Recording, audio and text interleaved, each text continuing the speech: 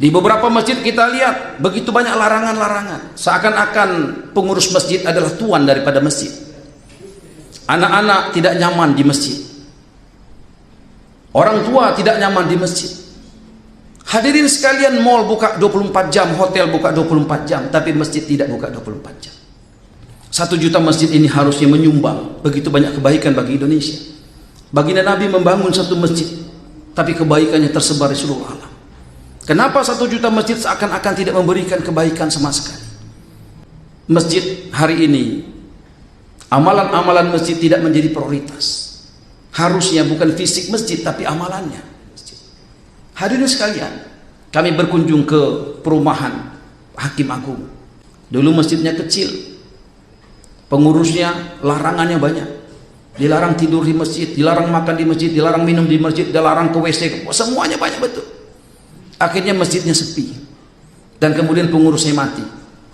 Ganti pengurus Pak Paujan, berubah cakrawalanya. Bagaimana menjadikan masjid menjadi tempat menyenangkan. Alhamdulillah sekarang Grab datang ke masjid. Walaupun tadi tidak sholat, hanya ke WC dibiarkan, tapi lama kelamaan Grab pun sholat di sana. Disediakan makanan di sana, disediakan es krim untuk anak-anak di sana.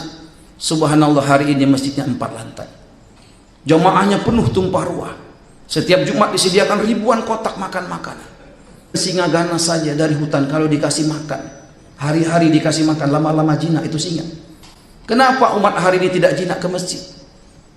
Saya tanya kepada anak-anak muda yang di terminal, kenapa kalian tidak ke masjid? Mereka katakan, Pak, kami bukan nggak mau ke masjid, kami ke masjid malas. Di masjid sombong-sombong, Pak.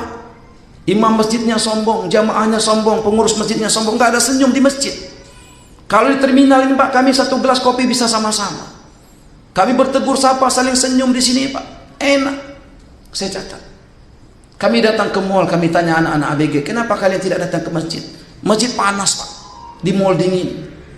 Di masjid tidak ada senyum. Di mall walaupun satpamnya nampak bengis, kumis tebal, tapi senyumnya manis.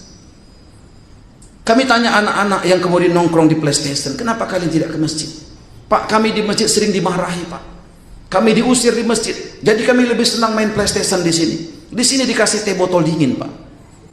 Hadirin sekalian, kami catat dan kita programkan agar kemudian terjawab bahwasanya masjid adalah rumah Allah, masjid tak menjadi tempat yang paling menyenangkan di muka bumi. Maka alhamdulillah preman-preman kita undang datang untuk makan ngopi di masjid. Mereka tidak sholat, kita biarkan. Hari kedua begitu, lama kelamaan mereka nggak aneh hati kemudian sholat.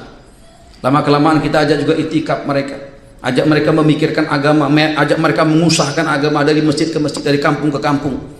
Hari ini anak-anak muda yang tadinya orang tuanya tidak lagi menganggap mereka sebagai anak, hari ini mereka ditanya terus sama orang tuanya.